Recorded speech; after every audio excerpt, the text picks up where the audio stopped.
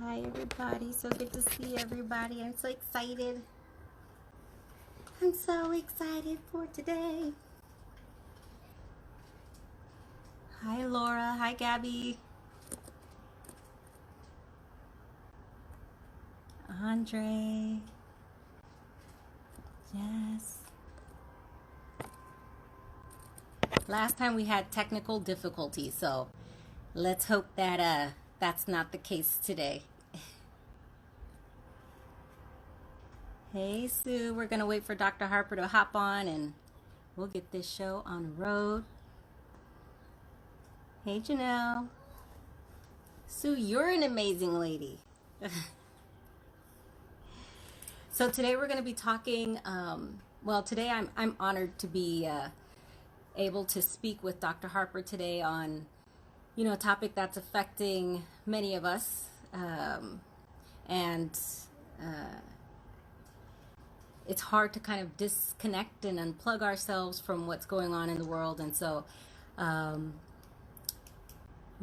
Getting Dr. Harper's opinion on what's going on in today's society and how we as occupational therapists can, what is our role in all of this? We all have different ways of processing and handling this information and everything that's going on. And when it comes to the work that we do, serving others and serving our community, what does that look like for occupational therapists? And then also, I want to kind of check in and see, hi, and talk a little bit about what we can do as therapists, within our workplace and our environment, and what are things that can be done on that front as well. Because this is not something that just affects people of color.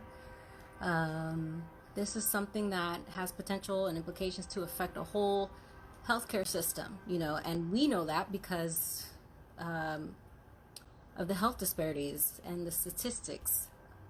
So it's a real thing, and I can't wait to get this conversation started with Dr. Harper.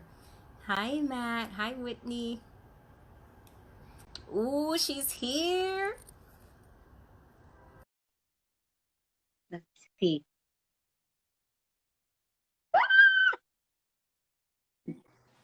Hi guys. Hello. How are you? I'm doing good. How are you? Wonderful, wonderful. I'm sorry that I was a few minutes late. I was wrapping up with some clients. You're fine. I was trying to hurry up and make some lunch for my kids. I'm like, ooh, spaghetti, we gotta hurry up. Alondra, you beat me. I got lip gloss on, girl. I don't even have my eyebrows on today. Look at me. Looking all made up and everything. Y'all seeing me? Listen. I just sent my assistant to get me some earrings. This is a bad assistant. I need some earrings and some glasses because I can't see shit. I'm usually like, okay, the least I could do is put some, mascara, concealer to hide these dark circles from the lack of sleep, and throw on a little bit of gloss for you guys. But listen, we are OTs. We know how to adapt, right? I think you look beautiful all the time, so I don't even know what you're talking about. Yeah. My purple glasses, they're on my, I don't worry about if they're purple or not. They're on a nightstand, but I'm going to put on my old lady glasses today. Oh, you put them on. So, yeah, I was so excited for the invite to have this conversation with you. When we talked for OT month, we ended the conversation as though it was almost a precursor, right? We ended the conversation talking about what it meant to be a minority in the world of OT. And then as the world would have it, we got this challenge coming to us. Yeah. And I just thought that it would be so interesting for us to have this conversation about, what it is to be the experience of being a minority in this field and how to negotiate that. So, right. Go for it, Mama. I'm yours. We're going to just jump right in because I think last time it cut us off at an hour. So yeah. I don't want it to cut us off. Yeah. So first, I just wanted to check in with you and see how you're doing and how you're processing everything that's, going on. I mean, for me personally, I feel like there are two pandemics going on right now. But I'm curious to know, how are you doing and how are you processing all of this? So to the two pandemics, I will say to you, I'll deal with the simpler one, which is COVID. Believe it or not, that's the simpler one. Yeah. This week actually marked us reopening the center Hmm. after almost 3 months. No, Yeah. actually, over after 9 weeks, so 2 months.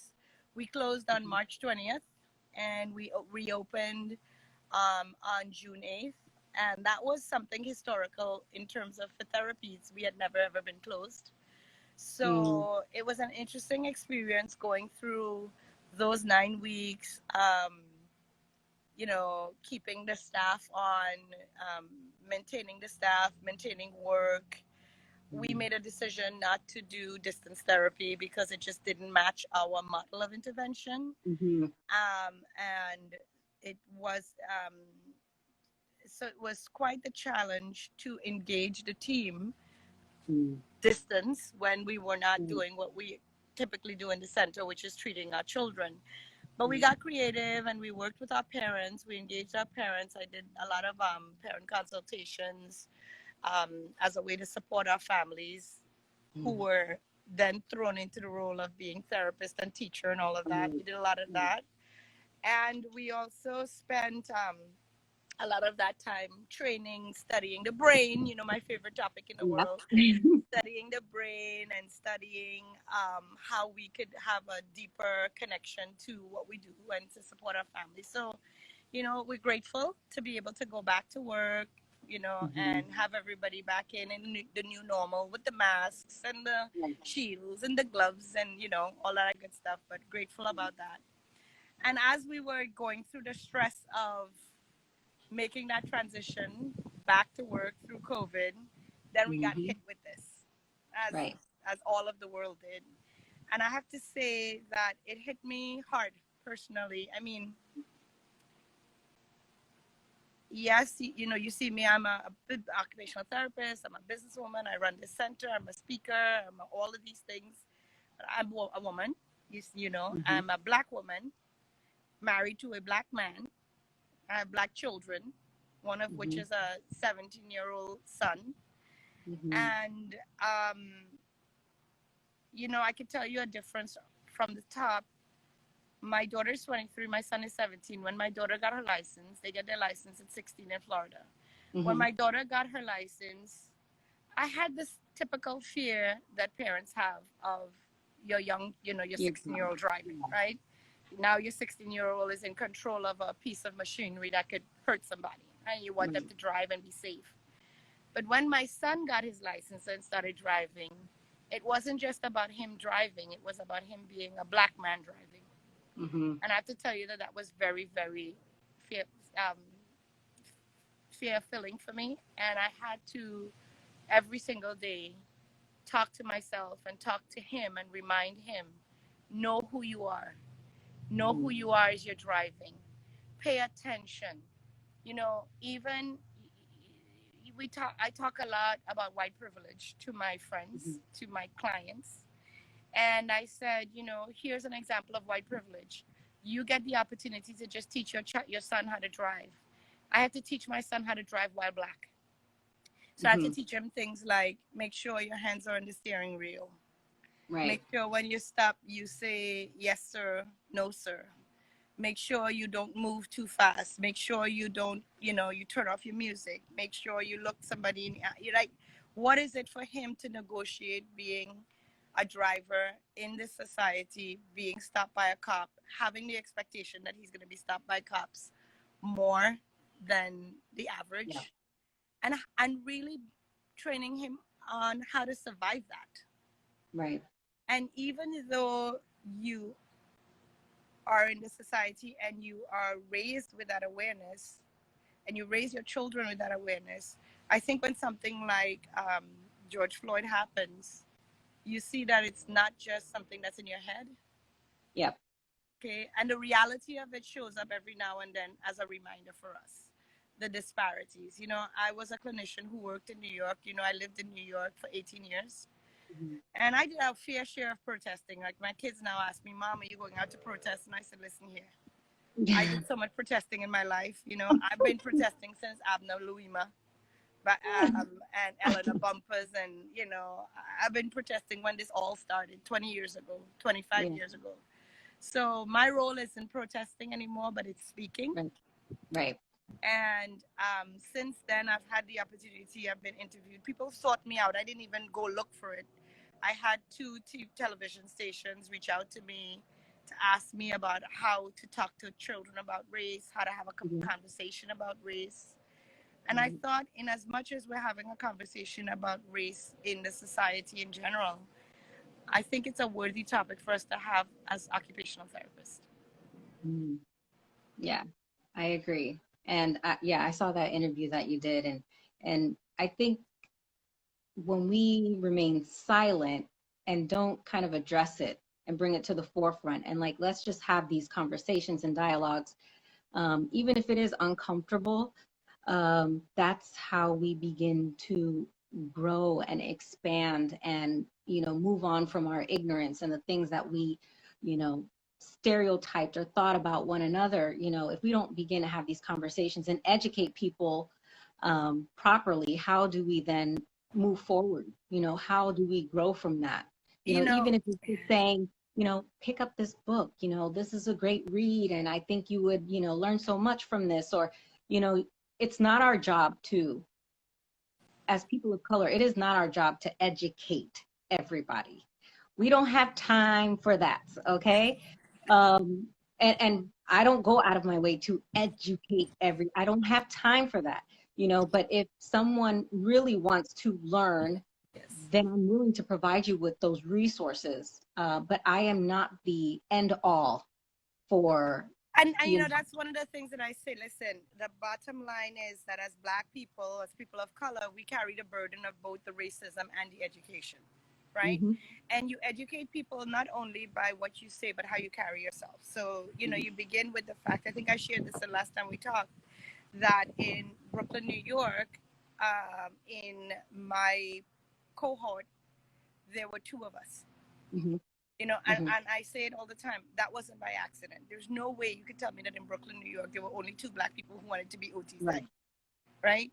And one of the things I love about your platform and the platform that I've been exposed through to is through you and through many of the occupational therapists who've reached out to me is this idea of underrepresentation. And I think what's sad for me is when I started out 25 years ago, underrepresentation, I think, was something that we just took for granted.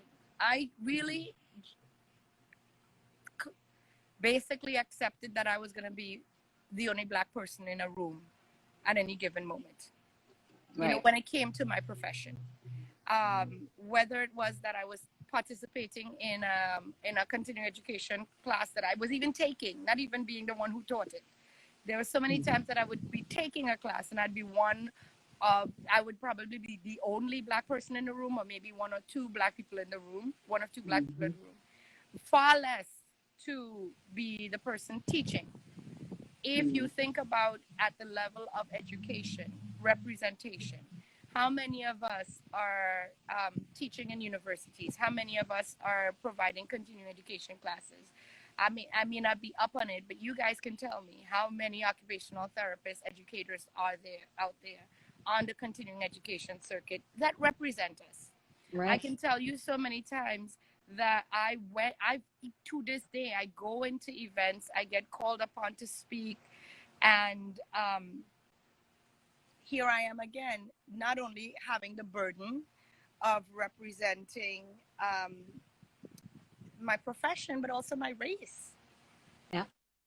You know, I remember working in New York City. I worked in Chelsea for many years, for a couple of years, and the clients would come in, and often they would come in with their nannies. And I had a little girl that I was treating asked me. I went over to get her. It was her turn to get therapy. I went over to get her, and she said, Mhm. "Whose nanny are you?" Mhm.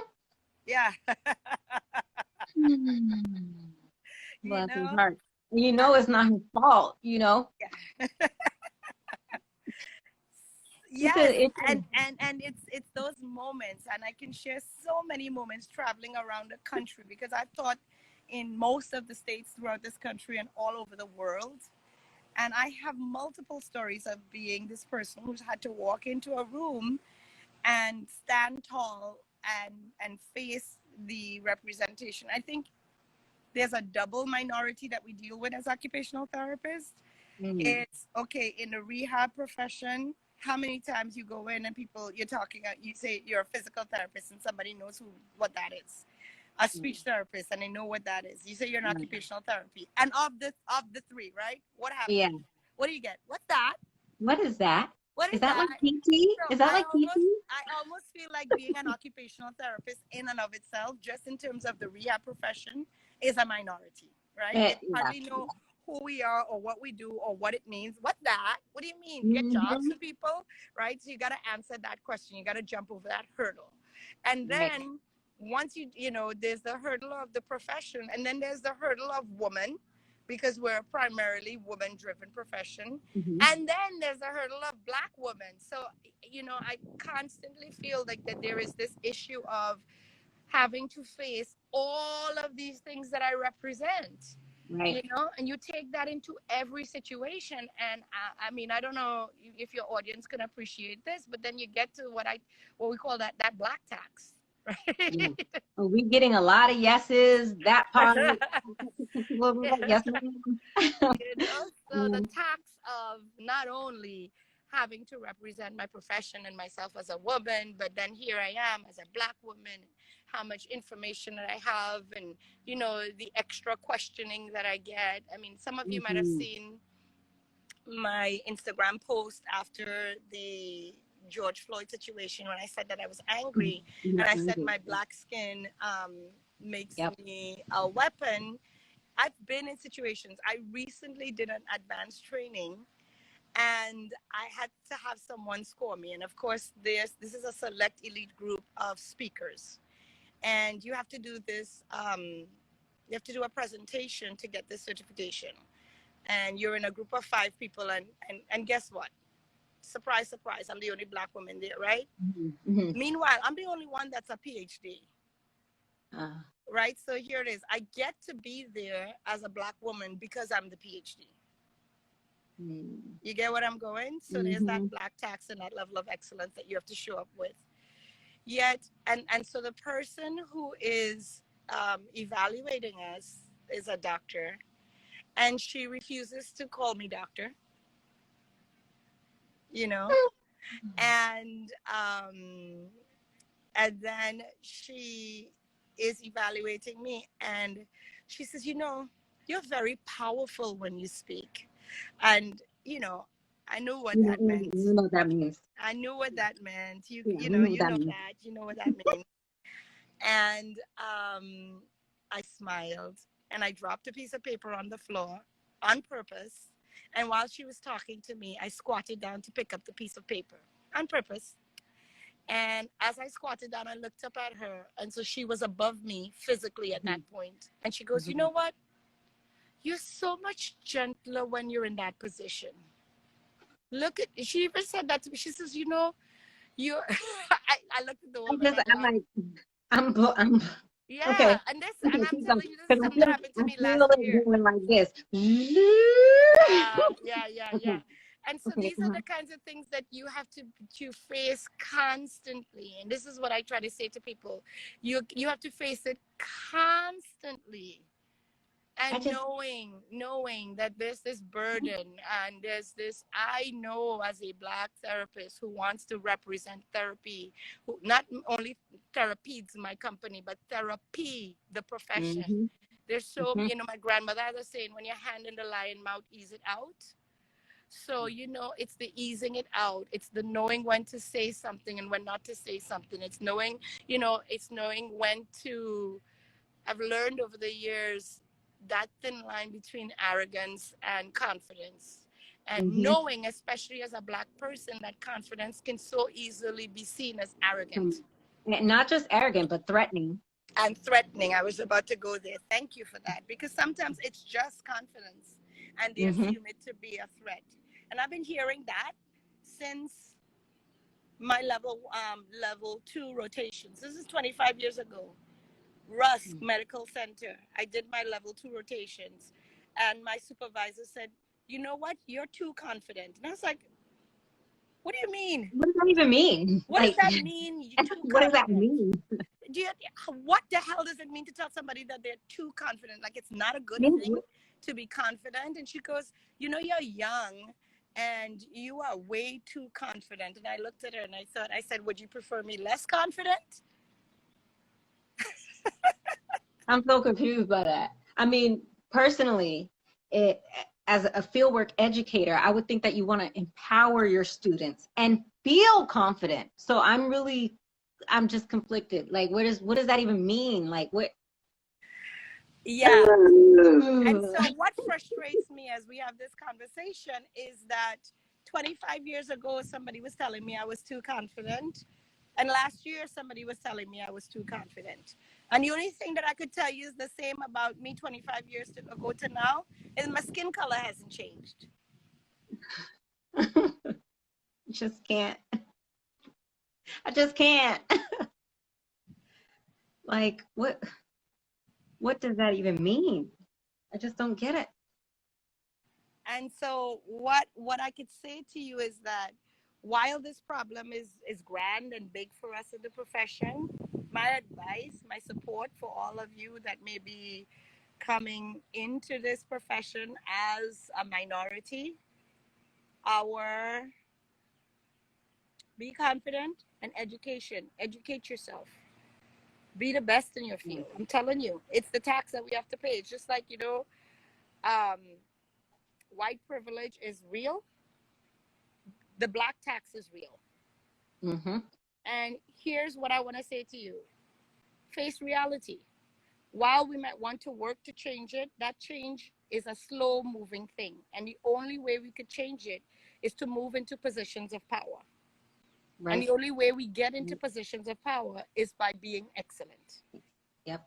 You know, I Yep. tell my children all the time, the reason why Therapies is a center that's known around the world and why people from all across the world and all levels of economics and all kinds of colors and shades of people come to see me, it ain't because they heard that there's this fabulous black woman waiting for them in Davie. It's because of excellence. You know, as a matter of fact, in the Latin community, there's a pero that happens, she's ella es negra, pero Uh-huh. that's the description I get. Uh-huh. Ella Ella es negra, pero pero, pero oye, ella es muy su trabajo. inteligente. Ajá. Ella es negra, Right. pero So it's like, su tratamiento funciona muy bien, right? oye, So lo for que those of ella you, hace, right? ajá. So she's black, but Yeah, she's she's black, black, but but what she does, eso es excelente. Oye, ella yes. ayudó a mi hijo. Oh my gosh, no puedo decir nada más bello de esta mujer. Ella, but Yeah. no, pero es negra, sí, es Yeah, negra. yeah, yeah, yeah, yeah. And it amazes me that people are still saying that she's black, but Mm-hmm. I mean, and but that's stuff that we experience within our own Latin communities, yeah, discrimination amongst darker skinned individuals within our own Latino community. I mean, when yeah. my father is from Haiti, and so I don't look like what most would consider typical Salvadoreña. So when I went to El Salvador, everyone was like, "Can I touch your hair, tu pelo?" And people saying these racist things and stuff like that, and so it just created this.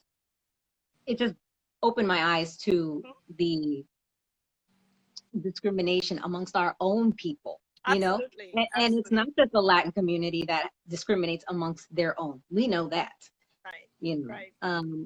but it's just crazy. I want Lauren Jones. She's the executive director of the Coalition of Occupational Therapy Advocates for Diversity, COTAD. She recently wrote a post about It says Black OTs matter, changing your OT practice to combat racism, address racial trauma, and promote healing. And I just want to read a part of what she said.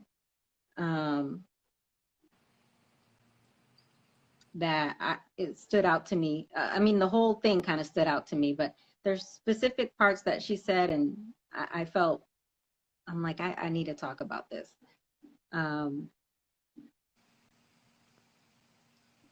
Of course, I have to find it. Here we go.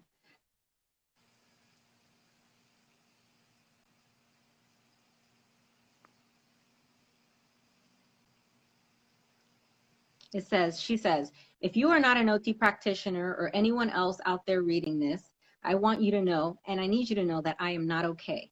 We are not okay. We haven't been okay for a long time, and we probably won't be for an even longer time, until you start to speak up and share the burden, until you understand that I can't be productive when most of my day is spent avoiding my own mind and finding ways to stay busy and keep from crying in the bathroom for 8 hours straight until I can go home and do it all night. I can't do my best work when I'm listening to a bunch of ignorant coworkers talking about riots and looting and ignoring the millions of ways in which they marginalize and bully and oppress and ignore the people in their care. I can't achieve my full potential in a workplace that refuses to acknowledge or even ask about whether or not what's happening in the world and in my life is affecting me.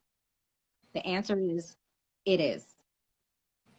So what do you say about, because there's so many ways that I feel occupational therapy as a profession can have a role to play in what we're experiencing when it comes to discrimination, health disparities, inequalities, injustice, just based off of race and the color of someone's skin. But what can we do within our workplace as therapists of color or underrepresented therapists, help combat, because it's tiring, right? And I feel like there is also some level of trauma that occurs for people of color when they have these experiences or interactions or encounters of people discriminating against them, and now to have it in your workspace, where people are being completely dismissive or, flat out discriminatory. I mean, what can we do? So, as you know, I have two methods of intervention that I use, right? You guys know that. I talk about the HOPE method, which is the method that I use to access neuroplasticity for the brain.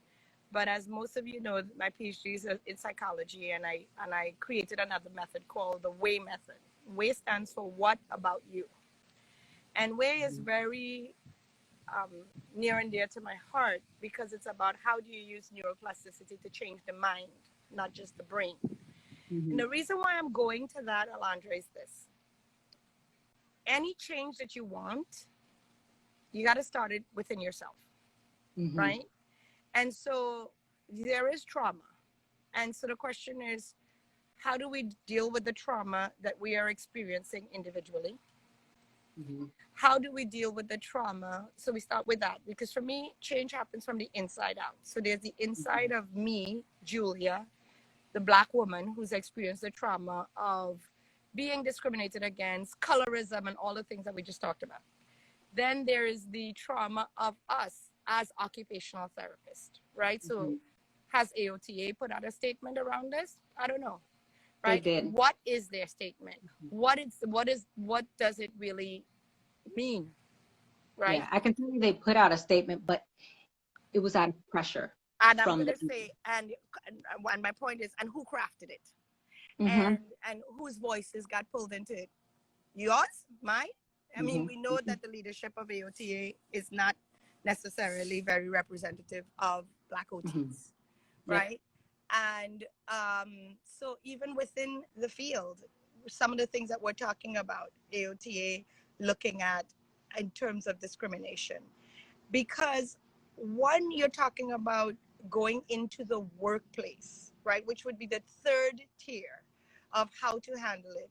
remember I just said, you're going into the workplace representing those two parts of you. You, your personal self. So if you don't clean up your own mess on the inside, you're screwed. And then if we don't clean up our own mess inside of our profession, we're screwed. And then we're going to our workplace representing those two parts of us. So we got to start this thing from the inside out. Now, part of why I'm able to handle a lot of what we're looking at these days is because I've done my work. What is our trauma? What about me? What am I thinking about me? The reason why we're still thinking that we got to go into the bathroom and cry for hours, and I appreciate what Lauren said, is that you're feeling hurt. So then what position have you put yourself in? When we feel hurt, we put ourselves in the position of victim. We can't change anything if we're putting ourselves in the position of victim and we're saying this is done to me. You know, if we're not able to see for ourselves the perspective of the person who's giving us that language and see it as ignorance. See, one of the things that I deal with now is when people are making statements to me that are, for lack of a better word, ridiculous, that are steeped in racism. First of all, you have to ask yourself, who is this person? Is this a person of power or not? Right? So if it's somebody who has power over you, in the sense that a police officer who can take your life, your boss who might be able to affect your job, there's a different way to approach that as opposed to if you're dealing with a coworker or even a client, right? So my response is different based on who it's coming from. So if we start with a client, when I have clients who inadvertently, and I would hope that, listen, if I have a client who is obviously being racist towards me, I have a choice. I'll start off there. I have a choice not to treat that client. I have a choice to go to my supervisor and say, look, this person is being derogatory and I have a right to protect myself. Okay, because the problem that comes from this is fear. And people that are racist, it's based in fear. And us, as the recipients of racism, we've learned to deal with racism in fear. So unless we're able to get past the fear that's happening inside of us, we're not going to be able to deal with the fear that other people are bringing to us. Right. So a client is bringing racism to me. Listen, I call them on it, or I say to them, you know what? Part of a good therapeutic relationship is I have to trust you and you have to trust me. And when you make those kinds of statements, it undermines our relationship. So I can't necessarily serve your family if you view me this way, or if I believe you view these things feel this way about me. Listen, we're not just putting together a sandwich for this child or for this family. We're not in McDonald's. We're not just putting together their car. Remember, the fundamental part of being a therapist is therapeutic use of self. So when you are disconnected from somebody because you feel that they have stepped over a line, they've crossed a boundary, you no longer can serve this person. So you got to clean that shit up, is basically what I'm saying. And you clean it up by cleaning it up on yourself and saying, how do I feel about it? And am I going to be brave enough to put that boundary up? You see, part of why we might feel hurt and traumatized and want to run away from the situation is because we aren't putting boundaries. And one of the things that I keep saying is we got to get clear about this issue with racism. Can I put a clean boundary in related to racism? Can I say to somebody, no, this is not okay with me? Now, one of the things about it is we have the burden of how we communicate that boundary. Right. And often, because we spend so much time not putting up boundaries, we put them up in anger. And then when we put them up in anger, then we play into that stereotype of the angry black man and the angry black woman, right? Yeah. So where do we have power? We have to steer away from that stereotype of the angry black man, the angry black woman. But that doesn't mean we steer away from setting the boundary. Setting boundaries. So first things first, any black person here could say, and I'm sure I get a freaking big ass amen from the audience when I say, when you hear somebody being racist or derogatory to you, you get angry. You do. Bottom line is, feeling that anger is normal. Right. Let that anger say, oh, it's time to set a boundary. And then ask yourself, who do I have to set the boundary with, and how do I want to set that boundary? Boundaries are best when they're set with clarity, not with anger. Anger tells me to set it, but I set it with clarity. So you set it with clarity with the client, and you help the client understand, I'm coming to talk to you about this, either giving you a generous assumption that you didn't mean to be racist, right? And let's clear the air so that we could move forward in our therapeutic relationship. Or if you did mean to be racist, well, then you violated our trust, and our relationship no longer can be therapeutic. If it's with a coworker, again, you have to ask yourself, what's my purpose? What's my purpose and my interaction and my engagement with this person? How much do I need to deal with this person? Right? It's similar to what you just said, Alondra, when you said I don't have time to educate everybody. This isn't only about whether you want to educate people, but the question is the benefit that you need to bring to yourself. If you're working with somebody and this is somebody that you're going to have a relationship with, when you have somebody violating you with nasty comments, you got to ask yourself, is that coming from a nasty place or from an ignorant place? And I will tell you, even with my team members, because I have a staff of over 70 at this point, and that staff is representative of every race, shape, and color and shade of people. And I've had people who are close to me, friends and colleagues that are very near and dear to me, that said things, and what I've had to say to them is, what you said was racist. Can I help you with that? Would you like me to give you some information about that? Now, it all depends on how the person responds to it. Or I might say to them, even if you don't want to use the word racist, because sometimes people just get on their high horses when you just even say the word racism to them, you might be able to say to your colleague, hey, listen, you might realize that what you just said or didn't represent the best of you. Or maybe you said something and you need a little bit more information to be able to say that differently. So my approach is always ask people if they want to learn something new. Ask people if they want their eyes to be opened. If somebody says no, I go, okay. And I take that for what it is, because Dr. Maya Angelou says when people show you who they are, believe them. So when I ask somebody if they want to know something different and they tell me no, I go, okay, thank you. And then I go on about my business and I assess if this is somebody that I need to have in my life. Yeah. And even if they're a coworker, I know that that's a coworker that I need to keep at arm's length. But if I have somebody that I know that is somebody who wants to be close to me, or I want to be close to them, then I'm going to go back to the point that I made earlier. Trust.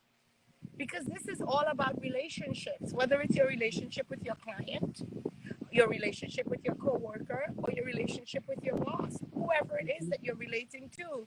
You have to ask yourself, how can I find myself in a peaceful place to relate to that person? Because if you're not relating to the person well, you are not going to be therapeutic. And at the core of what we do is that we want to be therapeutic in everything that we do. The minute you are going into your client's room or you're interacting with your coworkers or anybody and you're doing a half-ass job and you're doing it because it's a job, let me do the range of motion, let me show you the transfer, let me just get it done. We've lost efficacy. This is a heartfelt profession. I'll say it again. One of the reasons why I love being an occupational therapist is because I believe with my whole soul that it's a heart-filled profession. Yeah. And so if you can't do it with your heart, I don't think you should be doing it at all. That's my humble opinion. I agree. Right? And to do it with my heart. And because Black culture, I'm going to go back to Blackness, because Black culture, all of us across the diaspora, come from a soulful, heart-filled, spirit-filled, energy-filled background. And we were never, ever people who do things half-assed and without life force in it. Because we believe in Ashe. Because we bring everything that we are to what we do. How could you do it with disconnection? So when your trust is violated, stand up for yourself. Mm-hmm. And that can be hard, but it's something that we have to learn to do, especially if we want change. Yes, own it. Don't cower. I Mm. did not read Lauren's article. I would appreciate it if you forward it to me. Yeah. And with all due respect, I am not one to go cower in anybody's bathroom and cry. I'm sorry. I want to deal with my hurt. And I want to recognize that hurt is a combination of sadness and anger. Mm-hmm. And I ask myself, where is the sadness? It's because I believe I lost something. So when somebody says something racist to me and I feel hurt, the sadness part of hurt is that I think I've lost respect. First thing I do is I find respect for myself. I don't need respect from you. I reclaim my respect. I Mm-hmm. didn't lose it. So I tell myself there is nothing to be sad about because nothing was lost. And in the anger part of hurt, because it's two things, it's sadness and it's anger. I check the sadness, I lost nothing, I have my respect. And two, the anger part says a boundary has been violated. And if I want to make sure that I own my respect, I set that boundary. Right. Because that's what a self-respecting person does. Snap, snap, snap. I'm just like, yes, give them to it, Dr. Julie Harper. A lot of people were mentioning in the comments, and they're like, this is something that should be taught in, OT curriculum, how to set boundaries, how to set healthy boundaries, and respecting yourself and being able to speak up in a way that, um, allows for change or your voice to be heard, your boundaries to be heard. And I completely agree with that. I didn't learn anything about that at all in OT school. Absolutely. We had interdisciplinary professional course where, we worked alongside other professions, but nothing specific to having these conversations. And for me personally, I think it's something that if we talk about our profession being a culturally competent, which I don't like that word. I like saying culturally responsive. A culturally responsive profession. These are some of the discussions that we need to have at on the foundational level, in schools. And I don't know of any programs that people have told me about that have these conversations in the classroom. Yeah, because basically you get a classroom, listen, diversity in the profession is one of those things that people have because it's part of what they need to do for their to be able to get their accreditation. So there's this diversity in the profession course that they have to check the box. But really, do people care about diversity? No. And do they really care about having this kind of diversity conversation? No. And here's the other part that I want to be really, really, really clear about, especially if we're going to have this conversation about diversity. It's that diversity has to be taught by the people who are on the outside. I remember my diversity lecture or two was taught by, I'm sorry, a white woman professor. And I'm sitting there looking at her going, you're going to talk to me about diversity? Really? Have you lived it? Do you know it? Is it a lived experience for you? Come on, how are we doing this? So we get to learn a couple of few key words and then that's it. And the thing about it is, when I go back to that point of, all right, if we want change, it has to start with us. One of the things that we have to get clear about is that we are taught to shrink. Go back to school. We shrink. We're taught to shrink to say the right answer, shrink to do the right thing. And don't you think that transfers to our professional life? We go into the workplace and we shrink. We don't speak up. But here's the number one thing that we have to learn to do is how to speak up. Right. How do we do that? Right. No one's teaching us that. Yeah. And I mean, for me personally, I think this is super, super important, especially for the students once they go out into field work and they encounter this from, you know, like you encountered, you know, your fieldwork educator telling you you're you're you're too confident, you know, like what does that mean? And how do students navigate this authority figure, you know, without having these the repercussions of, you know, being failed for the rotation and things like that. It's just, it's mind blowing. I mean, listen, there's a reason why there are thousands and thousands of people out there screaming and taking up space right now. It's because we have not, this topic and this issue hasn't been heard, right? The issue of police brutality and Black Lives Mattering. That's why so many people are screaming it at the top of their lungs right now. And we could take that as a macrocosm of this smaller issue that we're talking about, you know? I do agree with Dr. Lawrence's title, Black OT Lives Matter. And we need to scream at the top of our voices too and say, hey, we have something to say. It does matter to us what's going on in the profession. And it does matter how we're treated, because we have something that's always being threatened as well, which is our place in the profession, you know? So we have to be able to stand up and feel brave enough to stand up. And I think the importance of us standing up is that we can anchor it in. Everything that we do is about relationship building. Everything that we do is about relationship building. And if we cannot speak and have a voice in the relationship, then what role are we playing in the relationship? Right. Where I do agree with what you read about Dr. Lawrence, the excerpt that you just read, is we are not at our best. I do agree. We are not at our best when we have all of these things that other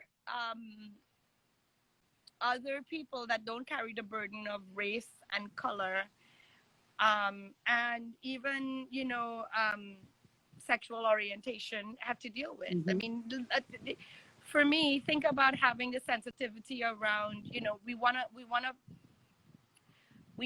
to bring this conversation to light and talk about what does it feel like if somebody makes a negative comment about race, but our, you know, LBG, excuse my not perfectly correct, my daughter is killing me right now because she has to educate me on all of this, but our everybody who is not straight, the whole community, right? I am sorry if I offended anyone, and this is what I tell people about, you know, just how we talk about white privilege, there's straight privilege. Being a straight person, I don't have the burden of dealing with all of what they need to deal with. But what I'm talking about is the question of, you know, there's comments made there too. There are burdens that we place on anybody who is in a minority. And for me, the challenge is, how do we create representation no matter what the minority is, whether it's race, whether it's culture, whether it's language, whether it's sexual orientation. It is an issue of minorities, and all of that is something that we have to bring to bear, because as occupational therapists, we are supposed to be the ones who stand in the face of what it means to have a purposeful life. Well, how the hell can you be purposeful if you can't even be yourself? Right.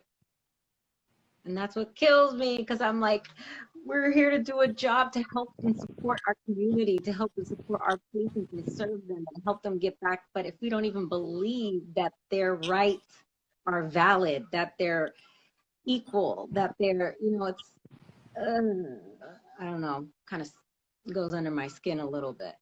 Yeah. It is. This is a profession of love. And if you're not doing it from your heart, what are you doing? And the only thing that heart profession asks you to be is inclusive. Right.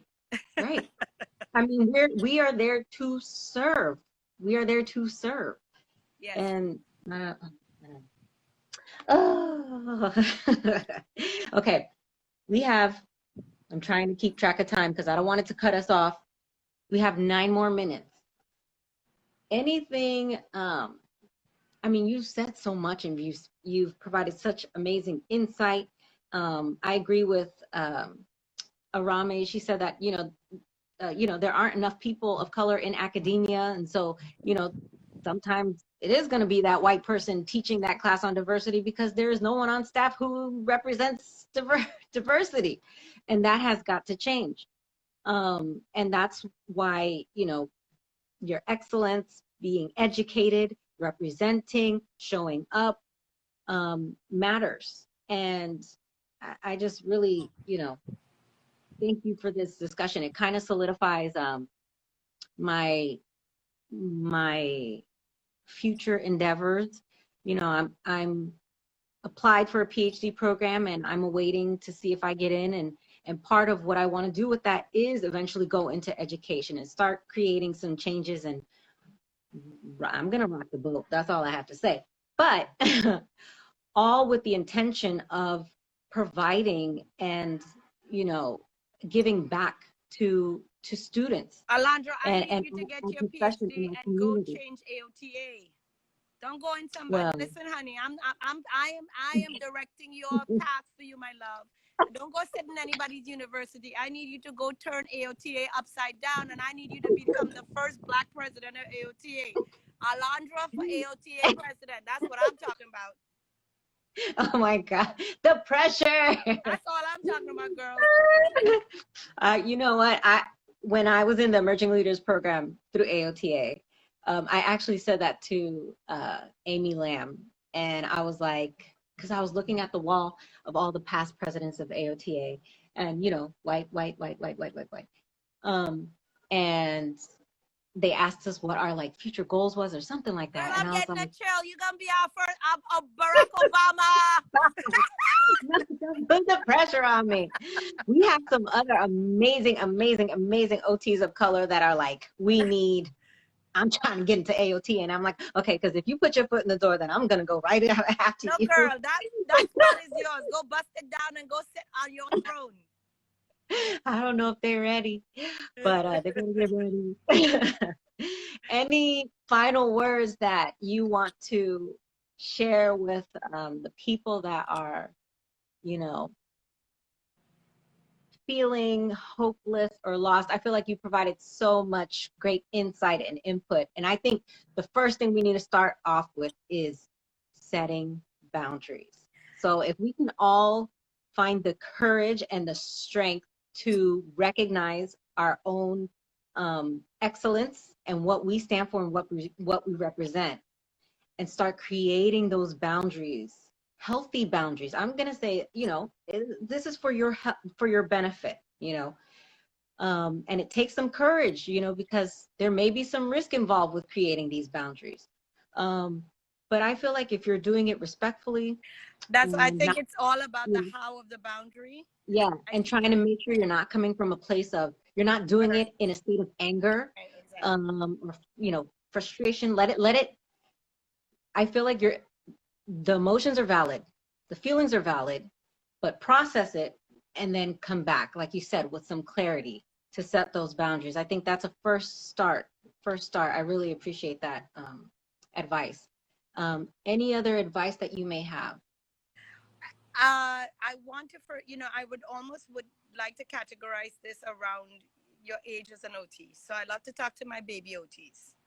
And who I call my baby OTs are the OTs that are in school and you're just coming out. So my 0 to 3-year-olds, right? My little baby toddler OTs. Let me talk to you as a grandma OT. Good looking grandma. That's all I gotta say. Baby OTs, let me just say this to you, especially baby OTs of color. I want you to know that you are walking into a predominantly white world, and you're going to feel in some ways possibly intimidated by that. Know who you are, know your power, and really understand that your power comes from you having earned your place. Because if you are there, you earned your place. Yes. It is not easy to get into OT school. It is not easy to survive OT school. They're not letting a whole bunch of us in OT school. So all I just want to say to you is this. If you're there, babies, You already earned your shit. Stand in it. Okay? Do not let yourself get intimidated by anyone or anybody. Okay? It doesn't mean that you know everything. I want you to get clear about that. That is arrogance, that I know everything. Confidence is that I belong here. And you do. Yep. And you do. So, for the 3 to 10-year-olds, my middle-aged OTs, my teenagers, I like to call you guys my preteen teenagers OTs. Here's the problem you guys have. You think you know all the shit, all right? Because you're just like a teenager and you've been around, so you think you know some shit. And you also are dealing with the fact that at around 7 years old, you start to get the burnout. So I want to talk to you all. Don't burn out. You're burning out because you don't have that heart inside of you anymore. You're burning out because you got hurt too many times by people who didn't value who you are. Stop waiting for somebody else to validate you. Here's what I want you to do. Connect back into yourself and ask yourself, why am I here and who do I want to serve? Is this for me? The minute you say, yes, this is for me, you find your way to excellence, because this is the time where you have enough information to know what you want and what you don't want, and you not need to now start pointing yourself towards excellence. Okay? Yes. That means getting more information. That means taking more classes. That means reading more. That means that I am now going to move myself away from having just belonging here to owning this shit. I am now here because this is where I can be excellent. This is where I can serve best. And for the ones that are 10 years and older, and you're in this and you're really getting sick and tired of these people, you are the ones who I'm going to say, really pay attention to your boundaries. Really pay attention to your leadership. Ask yourself, who can I bring up? Ask yourself, how can I gather together 2 or 3 of us and talk about what my experience is? Reevaluate yourself. Look at your own desires at this point. And I want you to be thinking leadership and serving. That's what your job is. And not leadership and serving only just the profession, but mentoring and leading others, minorities. Speak up for somebody. Here's the thing. Silence in this case is violence. Just like we've been telling white people, older OTs, I'm going to tell it to you too. Silence is violence. Don't you just sit there and have your back and go, well, they're not saying that shit to me anymore because I've been around for a long time. If you're going to be a leader and speak up for those who might be afraid to speak up for themselves, and demonstrate to others that it's okay, that you are willing to cover them and you're willing to be brave for them. So I'm going to trust that we're going to have each other's back in this. Okay? We can make a way. We can pave a way for others by speaking up and being clear and making sure that we demonstrate leadership and ownership. Yes. It's perfect. It's perfect. I'm so happy right now. I'm in a completely different emotional state from when I first started to now. Awesome. I appreciate you so much. And I feel like everyone on here is just like, thank you so much. You know, such love. And, you know, people needed this. Everyone's like, you need to share this. You need to share this. So I'm going to do my best to see how I can go about sharing this, because it's such great information. And, oh, man, you offer such great insight and advice. And, oh, we have 26. Oh, that's new. 24 seconds remaining. I've never seen that.